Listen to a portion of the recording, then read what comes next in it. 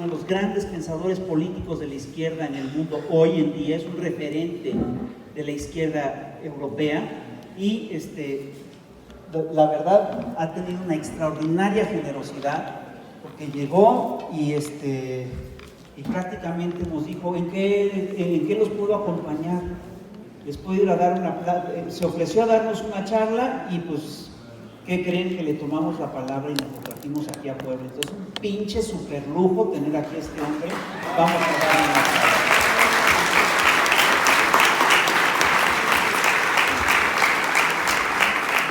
Bueno, yo les voy a ahora sí, como tenemos más ponentes, voy a tratar de ser más breve.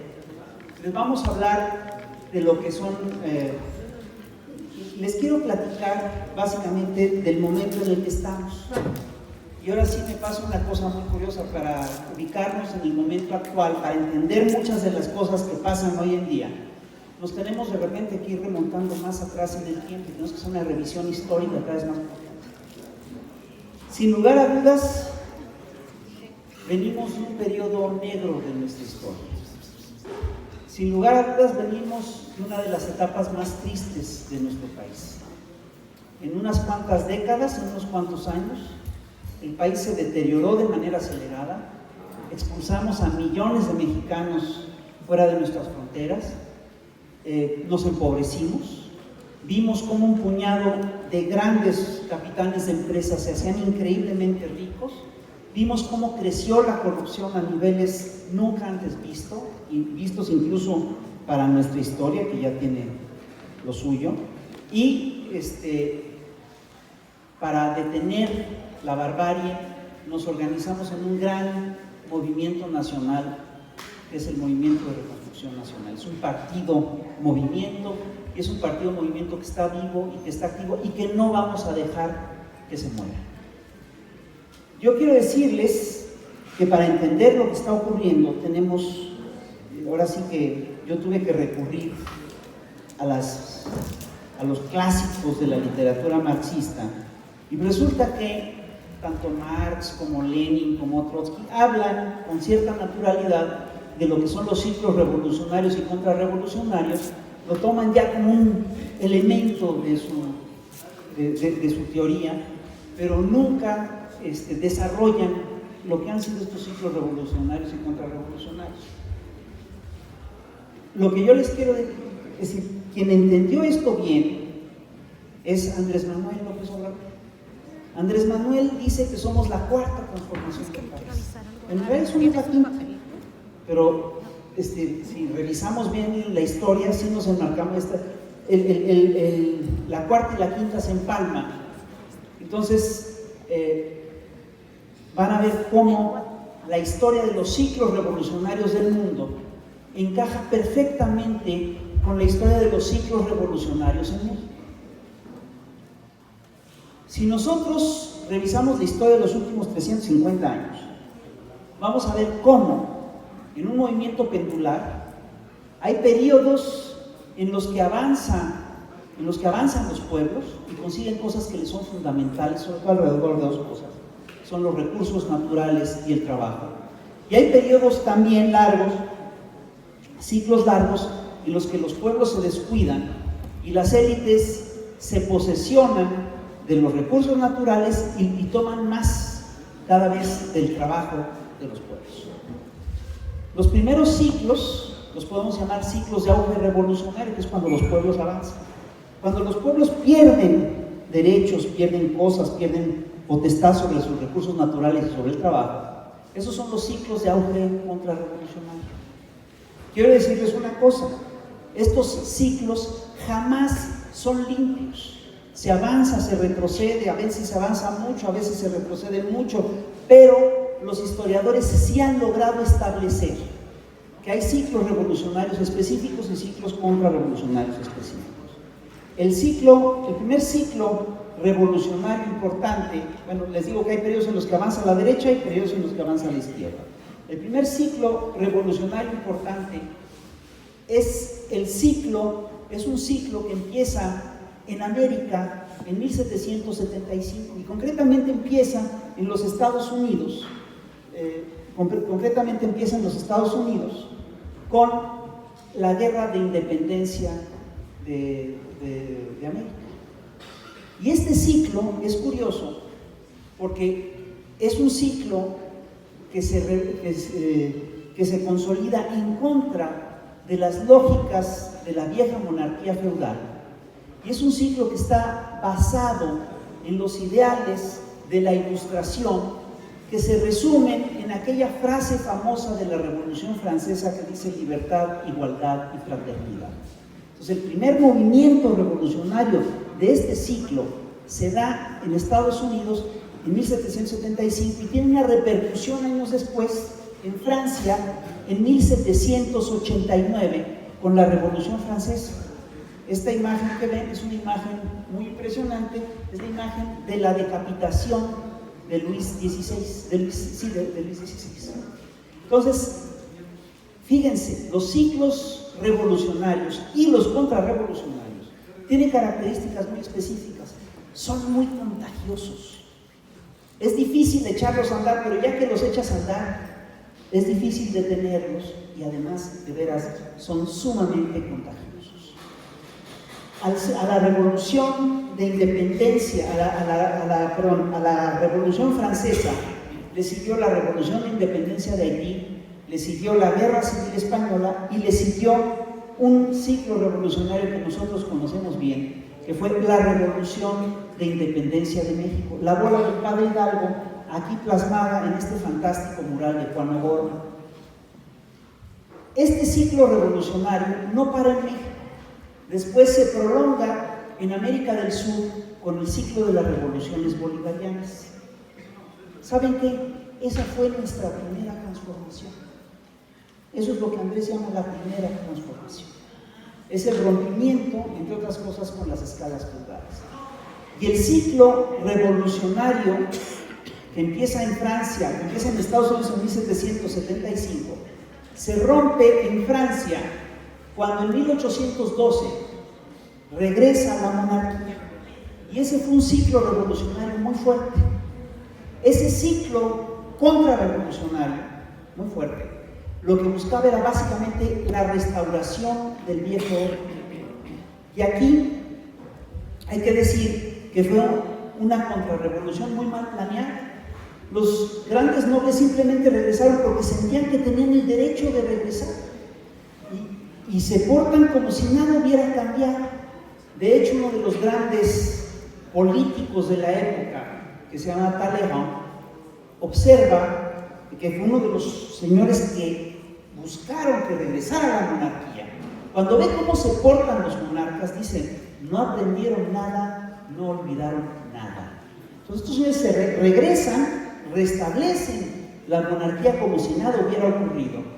Pero la gente ya había vivido una revolución y no estaba contenta. En México, ese ciclo contrarrevolucionario es curioso porque coincide en buena medida con la consolidación de la independencia de México y se puede decir que inicia en México con el imperio de Iturbide y concluye y sigue con los gobiernos de los hombres de bien y se prolonga hasta el gobierno de Antonio López de Santana. En estas imágenes ven ustedes la coronación de Iturbide y ven a Antonio López de Santana en su última dictadura con la cruz de la Orden de Guadalupe, cuando él ya se hacía llamar Su Alteza Serenísima. Entonces, es un ciclo de veras de regreso de monarquías. Y a este ciclo contrarrevolucionario muy agresivo, pero de corto tiempo, le sucede un ciclo revolucionario muy importante, que es el ciclo de la llamada Primavera de los Pueblos. Ojo, el primer ciclo revolucionario, el que empieza con la Revolución de Independencia de Estados Unidos, la Revolución Francesa, la Guerra de Independencia de México, las guerras bolivarianas, es llamado el ciclo de las revoluciones atlánticas porque tiene lugar alrededor del Océano Atlántico.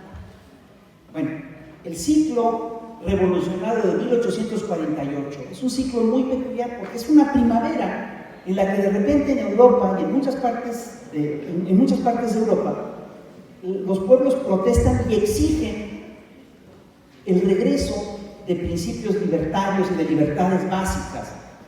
Y en un ratito, en unos cuantos meses, estallan revoluciones importantes en Francia, en España, en Inglaterra, en Italia, en Alemania, en un montón de países. Ese ciclo es llamado el ciclo de la primavera de los pueblos y dio como resultado el establecimiento de un montón de repúblicas parlamentarias y de monarquías parlamentarias. Este ciclo tuvo en México una repercusión muy clara, y en México es curioso porque se da en 2 etapas. En México, fíjate, es un ciclo que tiene su primera manifestación con el gobierno de Valentín Gómez Farías en 1833, y después tiene una repercusión muy importante con la Revolución de Ayutla de 1855, que es cuando Álvarez, Comonfort y Juárez llegan al poder. Y ahí es donde empieza por primera vez, donde se establece, el reinado de la Reforma. Esta es nuestra segunda transformación. Y si usted se fija, coincide perfectamente con los ciclos revolucionarios que se dan en Europa. A esta transformación importante le sucede un proceso contrarrevolucionario muy peculiar, en el cual las viejas élites monárquicas y las nuevas élites industriales se reúnen, se unifican por temor al pueblo y logran consolidar un régimen muy estable que dura mucho tiempo, en el cual se agudiza, entre otras cosas, la explotación de los trabajadores. Es un ciclo en el cual los grandes empresarios tienen ganancias históricas. Es un ciclo, por ejemplo, en el cual, es una nueva forma de conservadurismo. En Francia, esto corresponde en buena medida al Segundo Imperio de la Tercera República. En Inglaterra corresponde perfectamente a la era victoriana, y en México corresponde claramente al Porfiriato. Podríamos llamarlo el ciclo de la contrarrevolución gatopartista, porque lo cambiaron todo, como en la novela de Lampedusa, lo cambian todo para que todo siga igual, para que dominen unos cuantos y los demás se fíen. Y este ciclo provoca un empobrecimiento generalizado de las mayorías y provoca, entre otras cosas, un nuevo ciclo revolucionario muy importante, que es el ciclo de las revoluciones sociales. Ojo, los ciclos no tienen, es decir, es muy difícil establecer la fecha de inicio y de terminación de un ciclo. Sin embargo, hay momentos claves en estos ciclos. El ciclo de las revoluciones sociales tiene su primera gran expresión con la Comuna de París en 1871. Tiene un segundo movimiento muy importante, tiene un gran pensador, que obviamente es Carlos Marx. Yo creo que este señor es el que estructura todo el pensamiento de las revoluciones sociales en el siglo XIX. Y tiene un momento muy importante en la gran huelga de Chicago de mayo de 1886, en la que se logra por primera vez la jornada laboral de 8 horas. Pero este ciclo revolucionario de las revoluciones sociales o socialistas no termina aquí. Tiene un momento culminante claramente con la Revolución Mexicana. Y ahí, señores, esta es nuestra tercera transformación. Y este ciclo revolucionario, además, tiene repercusiones allende, es decir, tiene repercusiones en muchas partes. Entre otras cosas, provoca el estallido, obviamente, este ciclo no es la Revolución Mexicana la que provoca el estallido de las revoluciones de la Revolución Rusa, pero la Revolución Rusa es posiblemente la máxima expresión del ciclo de las revoluciones sociales de principios del siglo XX. Y ojo, Lenin, el señor que está aquí hablando, tenía, ahí están Lenin y Trotsky en un meeting, tenía un proyecto de toma del poder que contemplaba básicamente la alianza obrero-campesina, etcétera, etcétera, que está consagrada en esta famosa escultura en la que vemos a la campesina y al trabajador, ella esgrimiendo la hoz, él esgrimiendo el martillo, ¿no? Es la alianza de los obreros, del campo y el trabajo, etcétera. Y fue el referente de toda una serie de luchas sociales en el siglo XX. Y a este ciclo revolucionario muy radical, porque ojo, la revolución soviética se concreta en 17 y tiene una serie, e impacta a todo el planeta, en todo el mundo crecen los partidos socialistas, en todo el mundo crece el movimiento obrero. Hay un amago de revolución en Alemania, el cual es reprimido con brutalidad. En Hungría, Bela Kun busca también hacer una revolución y la sofocan, en fin, pero lo que sí es que provoca una sacudida inmensa en todo el planeta. Y a este ciclo revolucionario le sucede un ciclo contrarrevolucionario muy agresivo, que es claramente el fascismo. El fascismo busca restablecer incluso lo que pensaban los fascistas, los primeros teóricos fascistas, el regreso al sistema de monarquías. El fascismo empieza con teorías, con las teorías de Charles Maurras, que lo que busca es el regreso a los regímenes monárquicos. Maurras decía que la gloria de Francia se vivió cuando Francia era imperio, entonces quiere que Francia vuelva a ser imperio. Bueno, lo copian Mussolini en Italia, Hitler en Alemania, pero como ellos no tenían un proyecto, no tenían un pasado monárquico reciente, se tienen que ir a buscar imperios en la antigüedad. Entonces Mussolini busca restablecer el imperio de la antigua Roma, y Hitler lo que busca es restablecer el Reich de Carlomagno. En España la tenían más fácil, porque en España, por ejemplo, la monarquía termina a principios del siglo XX, y tan pronto se corre o dimite Alfonso XIII, se funda un partido de restauración monárquica, y hay todo un grupo de la derecha española que apoya ese proyecto. Ese es el grupo que después va a apoyar el golpe de Franco contra la República Española. El ciclo revolucionario, el ciclo de las revoluciones sociales, tiene sus dos últimos grandes momentos con la expropiación petrolera de Cárdenas en 1867 y con el triunfo de la guerra del Frente Popular en España por esos años. Entonces llega el ciclo fascista y todos sabemos a dónde nos llevó el fascismo. El fascismo nos ha llevado a uno de los peores momentos de nuestra historia. Hubo bombardeos contra la población civil, se dio el fenómeno de los guetos, se dio los proyectos de exterminio de los judíos, de los gitanos, de los homosexuales, en fin, fue una barbarie y nos llevó a la Segunda Guerra Mundial, la cual obviamente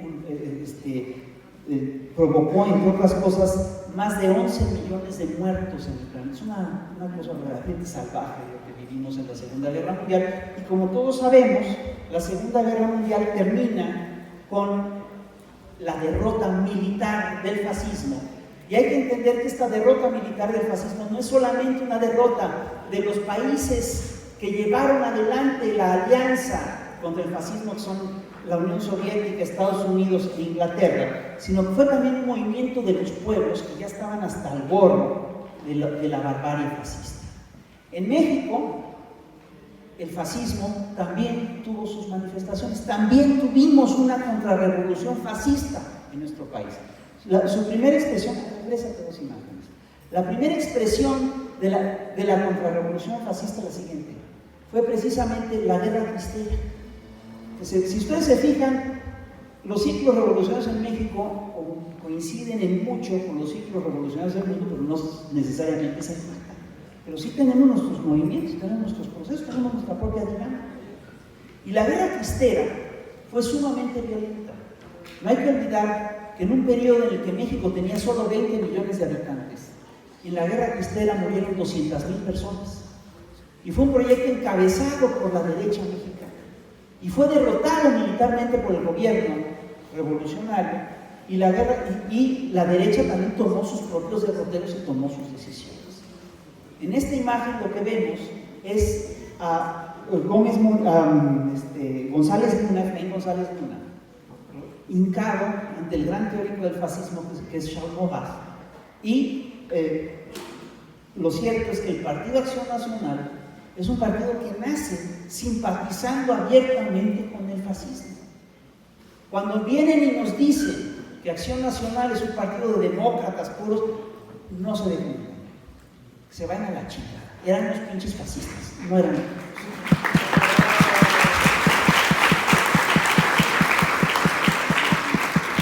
En la posguerra, el país se divide en dos grandes bloques, el llamado bloque socialista y el mundo libre. con la cosa de que el bloque socialista realmente no era un bloque socialista, y por su lado Washington tampoco ofrece un universo democrático, sino que Washington lo que hace es que dice defender la libertad y la democracia, pero lo que hace es que defiende los intereses de los grandes capitales norteamericanos.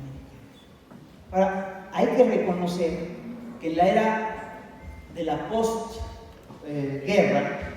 sí se establecieron en muchos países del orbe lo que llamamos los estados de bienestar, que es un viejo proyecto socialdemócrata y que se concreta por primera vez en este periodo. En la posguerra vivimos un periodo largo de auge revolucionario. Se dio la revolución china, la revolución coreana, la revolución vietnamita, la revolución cubana, la revolución nicaragüense, un montón de guerras de liberación anticoloniales, la guerra de Argel, en África hubo un montón de movimientos y floreció el pensamiento de izquierda en todo este periodo. Y después de todo este periodo, es decir, a lo largo de todo este periodo, Estados Unidos buscó contener un montón de estos movimientos mediante dictaduras militares y después cambió la estrategia y en la década de los 80s se da un movimiento muy importante, que es que los estados de bienestar entran en crisis y son sustituidos de manera sistemática en prácticamente todo el planeta por lo que llamamos los gobiernos neoliberales. Esta es una de las, el neoliberalismo, hay que decirlo, es una de las contrarrevoluciones más violentas, más brutales y es posiblemente la mejor organizada de la historia del planeta. Es una contrarrevolución bestial y se basa además en 10 puntos muy sensitivos, que son los del Decálogo de Washington. La contrarrevolución neoliberal tiene 10 puntos que plantea básicamente: primero, disciplina política fiscal; segunda, revisión del gasto público y eliminación de subsidios; la tercera es hacer reformas hacendarias para que los más pobres paguen más impuestos, para que los ricos paguen menos impuestos; la cuarta es dejar que las tasas de interés sean determinadas por el mercado; la quinta es mantener tipos de cambio competitivos, lo que en una economía globalizada y dominada por el dólar favorece esencialmente al dólar; la sexta es hacer tratados de libre comercio por todas partes; la séptima es permitir la inversión extranjera directa; la octava es privatizar las empresas del Estado; la novena es darle todas las facilidades a la empresa privada; y la décima es darle seguridad jurídica a los derechos de propiedad. En esto consiste la contrarrevolución neoliberal. Y la verdad es que hace una cosa brutal. Domina en absolutamente todo el planeta y ha provocado lo que hemos visto en nuestro país: el enriquecimiento de un puñado de gente, el empobrecimiento de las mayorías, y ha permitido, entre otras cosas, una política de extracción brutal, el extraccionismo, y ha provocado catástrofes. Se han facilitado los negocios delincuenciales, creció el crimen organizado, crecieron los grandes negocios, creció la corrupción, creció el saqueo sistemático de los recursos naturales de los pueblos y la sobreexplotación. Es así de simple, esto es lo que significa. Si ustedes se fijan, la posrevolución en México la posguerra en México es la prolongación natural de la Revolución Mexicana, de manera que esa es nuestra tercera transformación. Se puede decir que es una tercera transformación que se dio en 2 fases.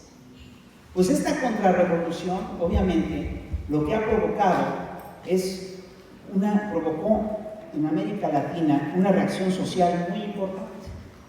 Provocó el empobrecimiento de un montón de gente, y al final de cuentas la gente termina reaccionando y empieza haciendo revoluciones ciudadanas. Estas revoluciones ciudadanas básicamente empiezan buscando cambiar todo el régimen político. Lo que les quiero decir con esto es que el ciclo revolucionario que le va a dar fin al ciclo contrarrevolucionario neoliberal empezó en América Latina. Y les voy a decir, se concreta por primera vez en Venezuela, pero empieza en la década de los 80s y principios de los 90s de muchas maneras. Uno de los primeros movimientos en contra del neoliberalismo en nuestro país fue claramente el movimiento que encabeza el licenciado Cuauhtémoc, el ingeniero Cuauhtémoc Cárdenas en 1988. Y aquí Cárdenas ganó esas elecciones, todos sabemos que le hicieron fraude para perpetuar el modelo. Y hemos buscado en México todas las maneras de echar abajo el proyecto. Y después del proyecto de Cárdenas, estalló, como bien recuerdan, la rebelión zapatista de 1994. Y muchos apoyamos el movimiento zapatista del 94. Y después la gente vota en el 2000 por Fox pensando que el PAN iba a sacar al neoliberalismo del poder, pero pues qué pinche decepción se llevó, porque Fox resultó hasta peor de neoliberal que los priistas. Y entonces en 2006 votamos masivamente por Andrés Manuel López Obrador. Y nos hicieron fraude, nos impusieron a Felipe Calderón. Y en 2012 volvimos a votar por López Obrador, nos hicieron fraude y nos impusieron a Peña Nieto. ¿Qué les quiero decir con esto? Nada más hagan el recuento. El ciclo, la primera oleada del ciclo revolucionario de América Latina empieza en 1998 en Venezuela, con el triunfo de Chávez, es el primer ciclo de triunfo real. Sigue después con Brasil, con Lula, con Néstor Kirchner en Argentina, luego siguen Paraguay, Uruguay, Bolivia, Ecuador, etc. Y es un ciclo que dura entre 1999 y 2008. ¿Cuándo le hicieron el fraude a Andrés? En 2006. Le hicieron el fraude justamente para detener ese ciclo revolucionario en nuestro país. Aquí lo pararon. Y aquí nos estamos haciendo ahora cargo de volver a echar acá. Porque quiero decirles que se nos echaron, es decir, lo que sí han hecho estos señores es que han ido país por país buscando echar abajo a todos los gobiernos revolucionarios de América Latina. Y ojo, no se trata en ninguno de los casos de un movimiento revolucionario radical. Todos estos gobiernos, si ustedes se fijan, incluido el nuestro, son gobiernos de salvación nacional. Son gobiernos que lo que buscan es salvar a sus pueblos del horror, del desastre y de la miseria. Bueno, pero esto no les basta a los señores, se fueron uno por uno tumbando a estos gobiernos. Y hay que decir una cosa, una de las cosas que hicieron los países de América del Sur es organizar el Mercosur. Y esto efectivamente le dio a América Latina la posibilidad de crecer económicamente durante un largo periodo de tiempo. Y sin embargo, los señores neoliberales estaban muy en desacuerdo con esto y buscaron derrocar uno por uno a todos los gobiernos populares de América Latina. Ya sabemos cómo los han derrotado, cómo los sacaron. ¿Cómo sacaron a Cristina Kirchner? La sacaron a través de operaciones mediáticas. ¿Cómo sacaron, entre otras cosas, a Dilma Rousseff? A través de operaciones mediáticas en América. Y hay que entender una cuestión. Cuando Estados Unidos gana la Guerra Fría, queda en un bloque hegemónico en la década de los 90, cuando echa a andar el proyecto neoliberal, en ese momento Estados Unidos se da cuenta que tiene el ejército más poderoso del mundo, pero que no va a poder controlar el planeta y sobre todo, y mucho menos, si quiere echar a andar un proyecto que va a lastimar tanto a los pueblos. Entonces, ¿qué hace? Pues cambian, entre otras cosas, de teoría, de control. Buscan una nueva forma de controlar estratégicamente a todo el planeta. Y hay un teórico de la guerra que es muy importante, que se llama Martin Van Creveld, que escribe un libro que se titula La transformación de la guerra. Y ahí lo que plantea Martin Van Creveld es que en un futuro las sociedades podrán ser controladas con una mezcla de guerra de propaganda y de trabajo de aparato del Estado. Y eso es lo que nos han estado aplicando todo este pinche tiempo. Nos lo aplicaron en 2006 cuando nos hicieron la campaña contra Andrés Manuel, la campaña que decía que Andrés Manuel era un peligro para México. La guerra de Felipe Calderón contra el narco se enmarca perfectamente dentro de las lógicas de las guerras de cuarta generación, o guerras sin fusiles, o guerras asimétricas. Son guerras en las cuales lo que buscas es fomentar el temor en sectores vastos de la población y controlarlos a través del aparato mediático. Y hay que decir que estas guerras son funcionalísimas, sí funcionan. Funcionaron en Argentina, funcionaron en Brasil, funcionaron parcialmente en Venezuela. Y hay que decir además que estos señores hoy en día tienen todo un esquema preciso para dar sus nuevos golpes de Estado, para tumbar todos estos gobiernos. Desde finales del siglo XX, un señor que se llama Gene Sharp, que trabajaba para la CIA, ideó un modelo de golpe de Estado que llaman el golpe blando. Y lo hacen primero para buscar cambiar, provocar un cambio de régimen en Chile. Luego no le sale bien. Y sí, es cuando se da lo de la Plaza Tiananmen y se van a los países del explote socialista y ahí lo aplican por primera vez, creo que es en Ucrania, y ahí funciona por primera vez de manera efectiva. Y luego lo hacen en Argentina y sí les funciona, y lo hacen en Brasil y sí les funciona. ¿Qué les hace pensar que no nos lo van a aplicar a nosotros? Ya sabemos, fíjense, lo que hizo la elección en México en 2018 es reactivar la ola revolucionaria en América Latina. Yo les dije que las revoluciones son contagiosas. ¿Qué acaba de pasar en Argentina? Acaba de ganar otra vez el kirchnerismo. Están aterrados estos señores con el resurgimiento del movimiento social en América Latina. Y nos quieren bajar lo antes posible. Les voy a contar cuáles son las fases del golpe blando y ustedes me van diciendo si estamos en eso. La primera fase del golpe blando es lo que llaman el ablandamiento. Y se da en fases muy tempranas de gobierno. Cuando acaba de llegar el gobernante, lo que buscan es encontrarle todas las fallas, todos los defectos. Lo que buscan es matar la esperanza. Que la gente no esté tan contenta con el cambio. Lo que buscan es, entre otras cosas, decirnos que todo sigue igual y que no ha cambiado nada. ¿Saben cuál es la herramienta favorita de esta fase del ablandamiento? Son las fake news.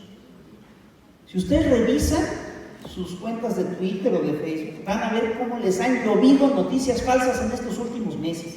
Algunas son increíbles, como aquella que dice que decía que López Obrador compraba kilos de longaniza a 18,000 pesos.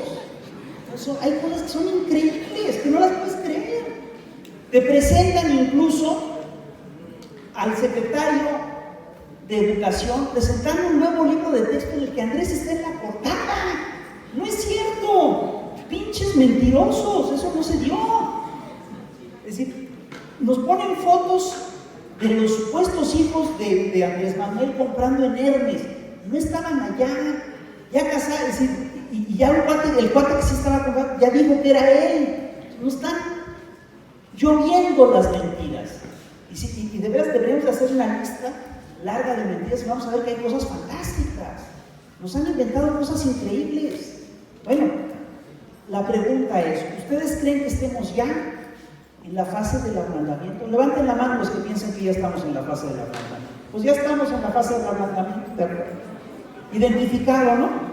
La segunda fase del golpe blando es la fase de la deslegitimación. ¿Qué implica la fase de la deslegitimación? Que nos quieren decir que el gobierno no es legítimo. Ahora, con Andrés la tienen cabrona, porque Andrés ganó con 30 pinches millones de votos.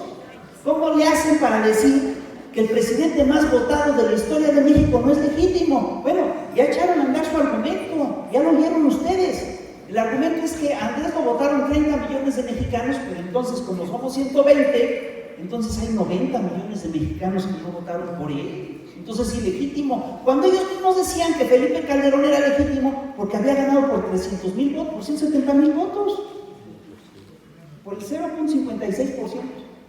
¿Se acuerdan? Bueno, si es cierto o no que nos han estado diciendo, sí, nos han estado diciendo. Además, el discurso de deslegitimación en América Latina ha sido el mismo y creo que también nos lo están aplicando acá. ¿Cuáles dicen? Bueno, Andrés Manuel no es legítimo y además es autoritario. Y para decir que es autoritario inventan cosas increíbles.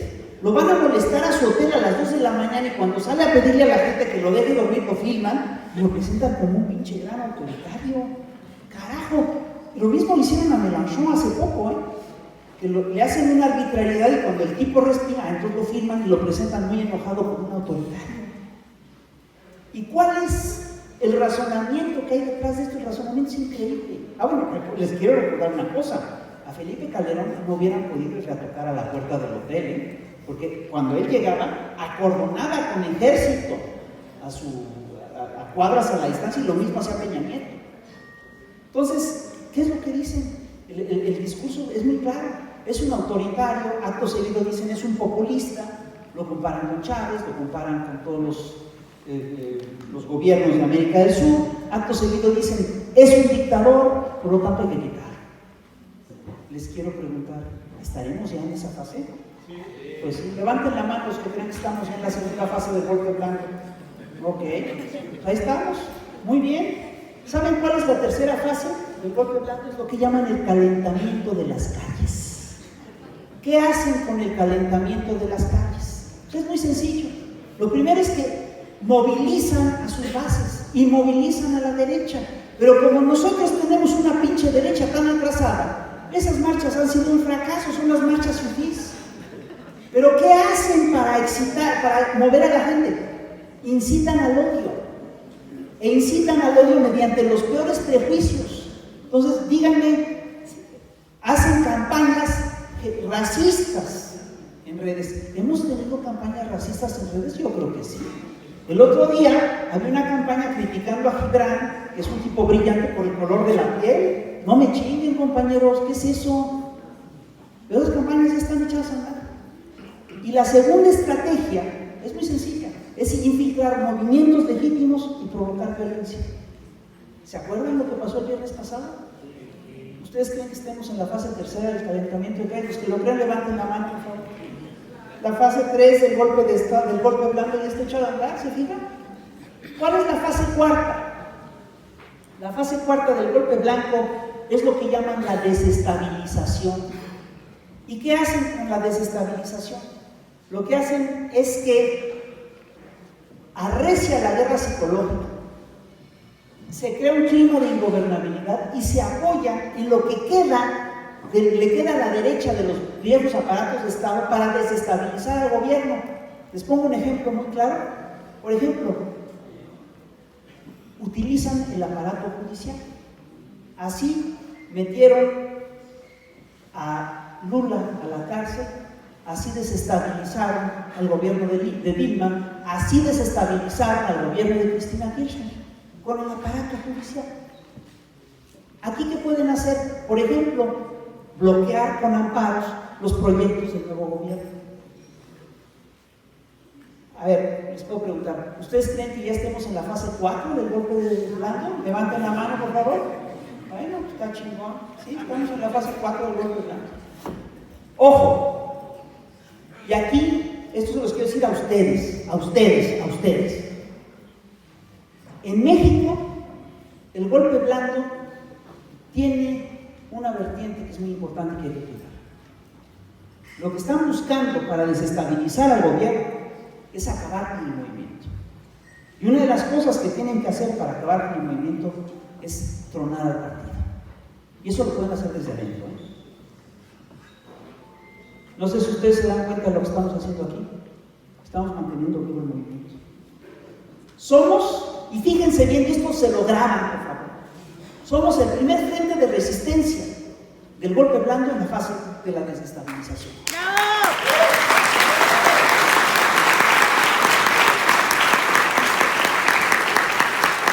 Dense cuenta de la responsabilidad que eso implica para cada uno de nosotros.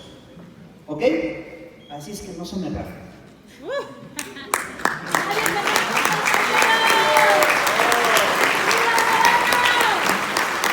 La quinta fase de los golpes blancos es la confesión del golpe blanco.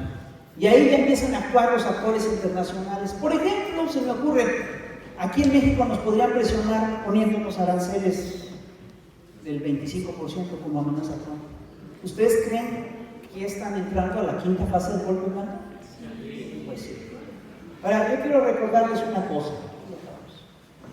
Los golpes blandos, según Gene Sharp, se pueden hacer de dos maneras. O se pueden hacer punto por punto, o se pueden hacer echar a andar todas las fases de golpe.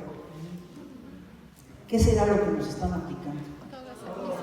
Todas de golpe, cabrón. Se chingan, es lo que nos están diciendo. ¿De acuerdo? Bueno, yo quiero decirles una cosa. Desde el primer momento, y voy a terminar con esto, ya no los canso más. Desde el primer momento en que nos propusimos hacer el Instituto Nacional de Formación Política, los compañeros que estaban en la fundación son testigos de eso, sabíamos que venían a hacernos un operativo psicológico de largo alcance. Sabíamos que esta era nuestra resistencia. Sabíamos que lo que teníamos que hacer era organizar núcleos duros de pensamiento. Gente sólida que no se pudiera marear fácilmente con las noticias, con el Facebook y todo eso. ¿Cuál es nuestra herramienta? ¿Cuál es nuestra única defensa contra estos proyectos? Miren, hay que entender esto. En las guerras psicológicas, en las guerras de cuarta generación, en los golpes blandos, ¿saben dónde está el terreno de batalla? Está en nuestra pinche cabecita. Ahí es donde tenemos que ganar.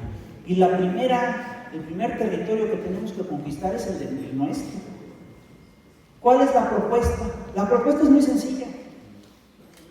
No vamos a adoctrinar a nadie. Le vamos a dar información verídica y le vamos a dar herramientas de análisis. Es todo. Y espero que con eso podamos resistir el golpe blando. Si ustedes no retuitean las falsas noticias, si ustedes entienden lo que está pasando, va a ser más difícil que me los manejen. Ahora, ojo, tengan cuidado. Estos operativos psicológicos son de veras perniciosos. Son bien cabrones. La mente, como bien sabemos, está dividida en varias capas. Y hay una parte reptil del cerebro, que es la que produce el miedo y la que produce el horror y la que produce el odio y toda esa cosa. Y esa fase es muy fácil que te la disparen. Esa fase, si te tocan, si te aplican el miedo, ya está cabrón. ¿Qué razones con cuidado? ¿Y qué razones con frialdad? Se trata de nosotros controlar eso y hacer que la gente también. ¿De acuerdo? De entrada, ¿ellos qué quieren? Sembrar miedo, sembrar desesperanza, sembrar odio. ¿Qué es lo que tenemos que hacer nosotros? Sembrar amor, aunque les suene cursi, cabrones.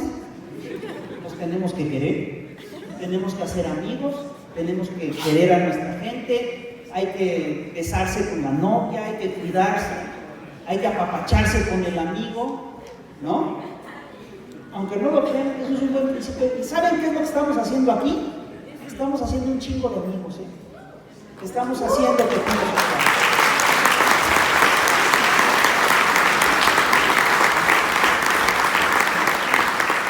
ellos nos quieren desinformar, pues nosotros nos vamos a informar. Ellos nos quieren sembrar la desesperanza, pues nosotros tenemos que no perder la esperanza. Y les voy a decir algo, el gobierno de Andrés sí da para eso.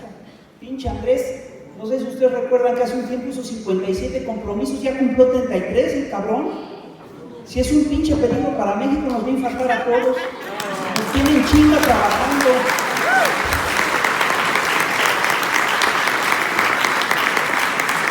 A lo que voy es a esto.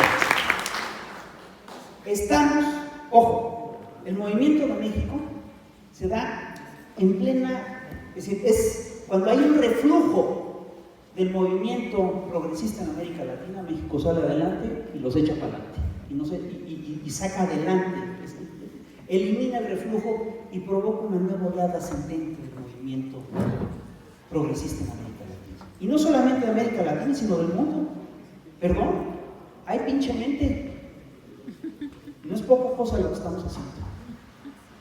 Y ojo, yo les quiero hacer notar una cosa. No estamos haciendo ese trabajo estamos tratando de avanzar el movimiento progresista, pero los neoliberales ya tienen su proyecto. ¿Y saben cuál es su proyecto? Su proyecto es ya un proyecto netamente fascista. Y prueba de eso son Trump y Bolsonaro. Y ojo, el neoliberalismo es un proyecto que deshumaniza, es un proyecto que hace que los objetos sean más valiosos que las personas. Hoy en día, mandar matar a una persona en México cuesta 2,000 pinches pesos. Y un cuadro de Diego Rivera cuesta 15 millones de dólares. Dense cuenta de lo que esto implica, al final de cuentas. En nuestro México neoliberal, la vida se ha desvalorado y los objetos han agarrado un costo increíble. Tenemos que revertir esas lógicas. Han crecido en estas lógicas los negocios delincuenciales. Y hoy en día, el gran negocio del país es el narcotráfico. Y ojo, ese es un negocio en el que los desollamientos, las mutilaciones, los asesinatos, las violaciones tumultuarias forman parte del proceso de acumulación de riqueza. Tenemos que acabar con ese proceso.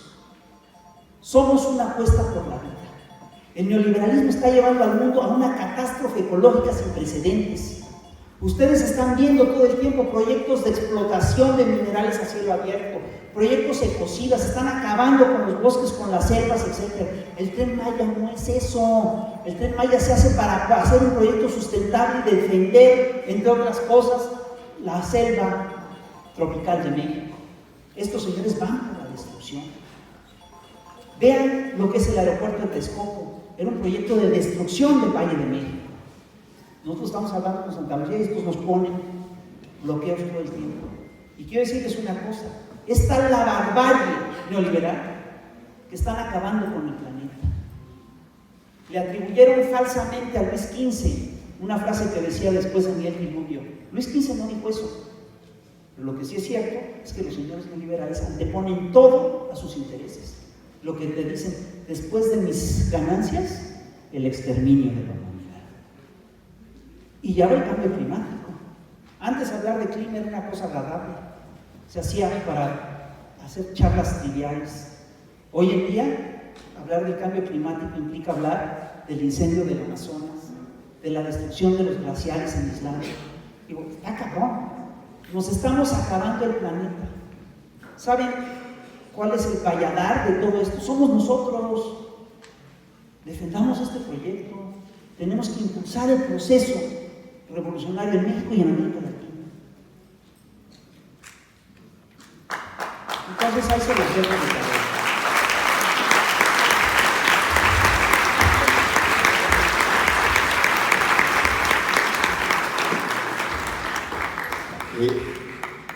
La compañera diputada Estefanía Rodríguez Sandoval va a continuar con esta mesa.